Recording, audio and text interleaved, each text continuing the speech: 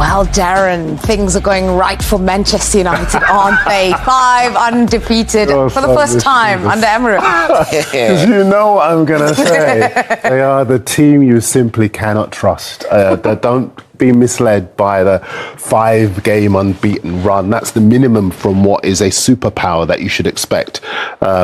I think every game they play in, you'll get an opportunity. You would fill your boots against this Manchester United side, and you'd have room in your pockets as well. Yes, going forward, they're better. Yes, they create stuff. I think they've conceded 2 goals in each of their last 4 games, and they always leave the back door open. They always leave this. So if you play them, just go down the side entrance, the back door will be open. They'll always give you an opportunity. That run is so... what's the word, the phrase? It's so unrepresentative of where they are, because they've either been hanging on in games, they've been gifted goals, and they've been up against teams that have suddenly woken up in the second half, like was the case against Brighton. Yeah. They've been lucky in some moments as well. I do not look at what they've done in this 5-game run and think at any level that they've turned a corner. They did their best to throw this one away. But earlier in the season, or perhaps last season, they would have thrown it away. Oh, 100%. Yeah, but that is a small crumb of comfort. I look at this. He's not having any of it. Well, no, because they're up, for example, against an Everton side that are well organised, that can score goals, that can hurt you down the sides, that have players down the middle who can take advantage. With this, Spurs did what Spurs still have in their locker at the moment.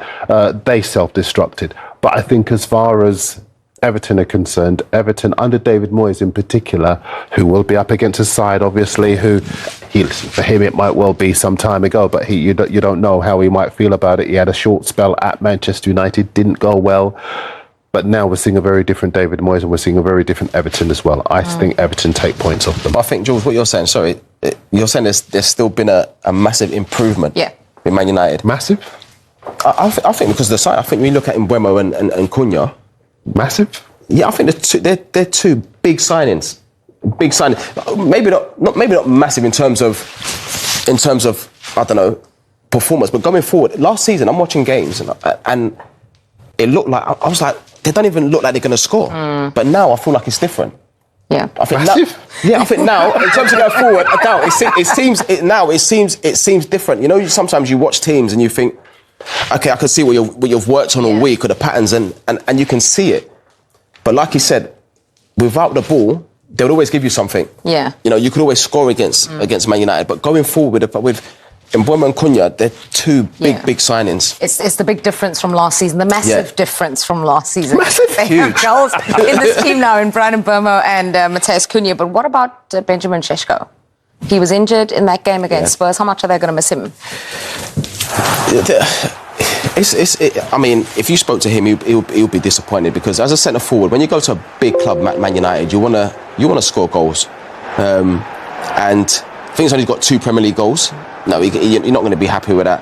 You know, when you look at and 1 assist, you look at some of the great names that have played for Man United, the goal scorers, and you know you want to go there and score goals, but you know at times he's the focal point and he'll hold the ball up. He didn't start against Tottenham, and I remember saying, for a centre forward, you'd be disappointed not to start. Yeah. But the good thing about being a centre forward is you can come on and change the game. And I remember he come on and he had his chance, and it just didn't seem like he was ready. Like we spoke about Haaland before, about the foot patterns, the first touching, staying, you know, your heart rate going low and then finishing. He had the chance, and he ended up getting injured because I don't feel like he was ready, and that's just how he's gone for him at the minute. But the handing back to you, I think when you think about the strikers that United have had, Cole, York, Tevez, Van Nistelrooy, Rooney.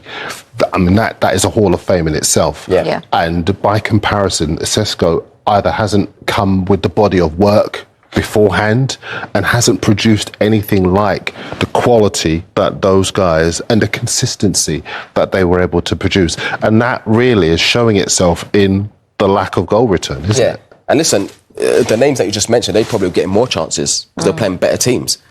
So in games, they may be getting 2 or 3 chances. This guy's maybe getting 1, but the 1 chance you get, you have to make the most of it. And I just felt like when he came on against Tottenham, he had his moment. He had that chance. What could he do better, Jay? I just felt like when you watch it back, the first touch is too straight. I think you have to have that awareness where you go through on goal, you have to move it a little bit, take the ball off the line. If the defender's on this side, you have to take the ball off the line to allow you to give you a little bit of time to finish. But if it's too straight, the first touch, then the defender can just get his legs round. Whereas if you take it off the line a little bit, the defender can't touch you. Then all you got to do then is just come and finish. And if you miss the chance, at least you've missed, but you're making the right decisions. And for me, that was his chance, and he missed out on that. Yeah, I know that Darren was saying that Everton are a very different side and they're a lot more organised, but their problem is goal scoring. Just 12 goals in their 11 games, and certainly the front two in Beto has one Premier League goal, Barry has none. Yeah. Yes, and it's the reason why they are among the teams who are sniffing around Ivan Toney, who is in the Middle East, but there's some suggestion he might be interested in a move back to the Premier League because I think the creativity behind a striker at Arsenal, at Everton, thinking about North London derby, the creativity behind a striker, I think is there, absolutely. But in terms of a Jermaine Defoe, they don't have one. They don't have somebody with that ice in his veins to be able to put the chances away. And thank you for playing someone putting the chance away, just as I said that. yeah. But it's interesting you say that, though. Just looking at where else the goals are coming from in the season. It's difficult, yeah, because that's an amazing goal. But I went to they played the game against West Ham at home, went to the game. And it's funny though, because you could hear, it was quite interesting when you finished playing and you're sitting amongst the fans and you can actually hear what they're saying. And a lot of the fans were actually saying that, God, we've had a number 9. Because you see Everton sometimes, they're solid, hard to beat, hard to play against. And like you said, they've got players that can make the difference, that can allow the centre forward to get chances. But, you know, they just, I hate to criticise centre forwards, because I know how difficult it is, but they just don't look like they're going to score enough goals. Well, the phrase "a game of two halves" is exactly right for Manchester United this season. Take a look at this. Their combined score in the first half of matches is 11-4 up, but a very different story in the second half of matches this season, where their aggregate score is 14-8 against them. Some might say a few Man United fans just clutching at straws for that first half stat there.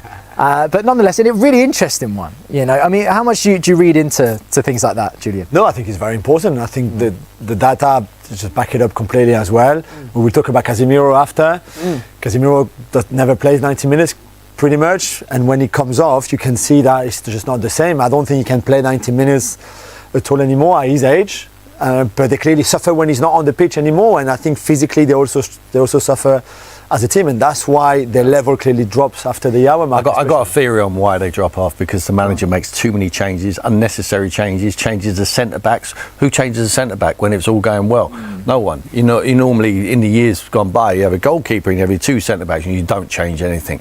You know, but I think he messes around with it too much. It's interesting. Julian mentioned Casemiro as well. Taking Casemiro off because I can understand. You can almost say the minute that he's going to come off, you know it's coming. Do you think it is down to a player like him? Yeah, well, the experience what he's done, and he's second life for him, isn't it? Yeah. I mean, he's come back. Everyone wrote him off, but he's a winner because he's capable and he's got the experience to lead and he knows how to win. I think it's helped him with having players in forward. It's helped everyone at Manchester United having Cunha and Mbeumo there. And a goalkeeper now who can keep the ball out of the back of the net and dominate his area. But for me, this guy's a leader. I think he will be still there next season. I think they would try their best to try and keep him there. Put some legs, maybe Elliot Anderson, or not. Forest fans won't like me for that, but someone with legs around him. I think Bruno is in there. They seem to have a good relationship together. But you can't discard leaders, you know, if he's a good teacher as well. If you've got guys coming through your academy, like they had Kobbie Mainoo there, I thought, he's got a perfect person to learn off here. Yeah. It didn't materialise like that, but he's got to have the opportunity. Their academy boys cannot keep getting blocked up by bang average players, but you can't call that boy bang average. I mean, he's a winner, and the Champions League is a serial winner at the highest order. So look, he wins tackles, doesn't he? He's got an all-round game, and he's looking fitter this year. I'm not sure if he's just fitter or he's got better players around him. So I think last year the ball, they win possession, they give it straight back, and he's having to defend all the time. Now they've got players who can take it out the field, they can hold on to the ball, they can give him a little bit of a rest in front of the back four. So I still think he's got value to Manchester United. Do you think, though, he's at that point now in his career, he's 33. Obviously, when he first came in, he was on that huge money, huge deal, and it still is. But now that you're kind of seeing his importance, that resurgence, Would you offer him a new deal? Maybe reduced terms? Yeah, no, I think he's got 1 more year, right? Yeah. Yeah, 1 or 2 more years. You keep him. The fact that they only play 1 game a Can't week. keep him on 300. I mean, it's a lot. No, they won't keep him on a new deal. a new deal. He can stay. He doesn't have to move. Yeah. The fact that they only play 1 game a week because they're not in Europe, obviously, after losing the Europa League final, is massive. It's for him because he could not play every 3 days, guaranteed. For Amorim, because finally he can work on the week leading to the Premier League game, which was not the case last season. He had games every 3 days. That's why the structure is a bit better. That's why Casemiro is better. Yeah. That's why the fitness is overall a bit better. They concede less shot, for example. They are a bit less under pressure. I agree with Tim, though. I think some of his substitutions is still a bit strange, almost changing for the sake of changing when he doesn't really need to. So they need to sort that out. But it's a bit better than it was last season. It could not be worse anyway. Yeah, I think another player this season that has changed Man United massively is Matheus Cunha. Cunha has been fantastic. I know people will say, "Oh, Mbeumo scoring all the goals. What about him? Talk about him." Them, But both of them, yes. But there is something about Cunha that seems to just ignite something in Man United. And do you think he's going to become really important now with the Sesko injury? I really do. Yeah, I think he's important anyway. I think he just. Something about him smells of a Man United player. I know what you mean. Just an absolute swagger about him that if they played with collars, he would have his collars up. Yeah. This guy's got the stardust. He's got the flavour to play for Manchester United. He's got that personality, that arrogance, in the nicest possible way, and he's certainly got the ability. I think if they put more players around him, they go in January, they go next summer. I think this boy potentially could be the new Eric Cantona. I really mean that. I think he's got the ability to go right to the top. A few misdemeanors when we saw him play for Wolves. Didn't like some of his antics, but you know what? He's not going to do that. He's not going to do that at Manchester United. He knows he's at the start of a real building process here, and I think he's on a perfect stage for himself. Yeah, I had a large intake of breath when Cunha was referred to, probably a hero of yours growing up. Eric Cantona there. My ears just He's got a long way to go. No, of course. No, you mean that in that swagger, and you can see it in him. Yeah, you can. I think he needs more goals, let's be honest. Yeah. I think he's good. He's probably better off the striker, but if Sesko is not there, he will play as that 9 and have Mbeumo and Ahmad or Bruno, whoever behind him. Or Mount, but I think he's probably better off that, like he was off Strand Larsen, for example, at Wolves, and that worked really well for him. But he can lead the line too. He's super smart. He's very good technically. He's got a bit of vice in him, clearly. But I still expect a bit more from what we've seen so far. I would have wanted him at the level of Mbeumo, certainly in terms of goals returns, for example. Do you think he tries to almost do too much? Yeah, I think so. You know how Mbeumo, he'll collect the ball and then know exactly what I'm doing with it. Cunha, he wants to take on 2 players, then make the pass. Yeah, I think that's part of his personality as well and his style, which again, but in time he won't need to do that because they have other players around him, because their recruitment's been very good over the last window. That's why they've improved. I mean, a manager couldn't do any worse than what he was doing. I think what Jason Wilcox and the recruitment team have done for him is brought him new players. Of course you're going to improve with the players what they've given you in the window. It was inevitable. Two of the best players, two of some of the best players in the league last season. Yeah, of course. Absolutely. It could have gone anywhere. We'll just have a look at some of the players then, the key FPL assets who are affected by the tournament. And there are some well-owned players there, certainly. Yeah, there are. I mean, Senegal and Egypt are some of the favourites to go all the way. So, I mean, there's a lot of players from those countries, mentioned there. I think Morocco are the favourites. That's just Mazraoui, who's not on that list, but he's, very, very highly tipped to do well. So there is some key players. I think the key thing is you don't want to have too many of these players going into those top-up 5 transfers, because you're going to have to use those transfers to get rid of them. Whereas I think actually keeping those 5 transfers for longer, maybe even till when AFCON ends, which is going to be in Game Week 22. Hi Ruben, good to see you. Benjamin Sesko, start with there. What's the update with him? He's going to stay a few weeks out. I don't know how long, but he's not that serious. We have to be careful with him. He's going to recover. He's doing the recovery. He's feeling better. So in a few weeks, I expect to have Ben. How's the rest of the squad looking ahead of the game on Monday? Is Mainoo and Maguire? What's the situation? Maguire is not ready. Kobbie didn't train today, but I think tomorrow we could see Kobbie. So we'll see. Do you know roughly when Benjamin is going to be back, and will that kind of cut across when Ahmad and Bryan go to the African Cup of Nations? I think it's going to be more or less at the same time.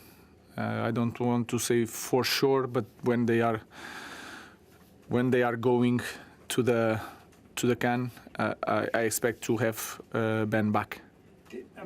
Have you been told yet when those 3 players will go to? No, we have the rules. When we have to release the players, we will see. We are doing our job to try to maintain the players a little bit longer, but it's not just in our hands. We need to respect that, but we will try to do everything to protect the club, protect the player, and protect the national team. Sorry, when is it that they're supposed to go? I think it's 2 weeks before the start. So we'll try to arrange something with the federations, but we need to respect their wills in this case. Are you concerned then for that Wolves game that you won't have everyone available? Yeah, it's a concern, but we already knew, and it's an opportunity for other players. We have also the under 21s. We need to send also a message in that time. So we'll see. But of course, it's not ideal because they are so important in our team, and we don't have a long squad. But again, our academy is for these moments, and we'll be ready. You only face 3 top 10 teams in the next 10 games. How much of an opportunity is this run of games for you? It doesn't matter. In our league, it doesn't matter. The table, it doesn't matter. Everything is so tight that is irrelevant. And if you know the history of our team, you never know where is the difficult game. So that is completely relevant in Premier League. Afternoon, Ruben. Saw Lisandro Martinez in training again this morning. Just wonder how close is he to being match fit? And also, I'm just curious, could you see him as an option in midfield potentially going forward? I can see. I think a smart, intelligent football player can play in a lot of positions, but it's not the right position for him. He needs more time to work there. He's not working there. But in one emergency, he can play. But no, I'm not thinking about that. I feel that Liche is becoming close to be ready to play. Of course, we need to be careful. He's going to struggle in the first minutes, but he's clearly in the better position if you compare 2 weeks ago. I just want to ask you about another player in his position. In terms of Luke Shaw, when the likes of Mazraoui and Ahmad go away for AFCON, do you see Luke Shaw as a possibility to play left wing back? He's mostly played as centre back for you. He can play there. Of course, is the load that a player does in that position is a little bit different. And if you are doing that in a daily basis, it is more prepared to do that position. But of course, he can play there. He's a smart player and is fit in the moment, so I think he's an option. I know you've been asked about anniversaries a lot recently, but on Monday it's a year since your first game. What do you remember about the build-up to that Ipswich game? Obviously coming to a new country, trying to get the players to learn a new way of playing in 2 or 3 days. It must be very hectic. Yeah, there was everything really fast.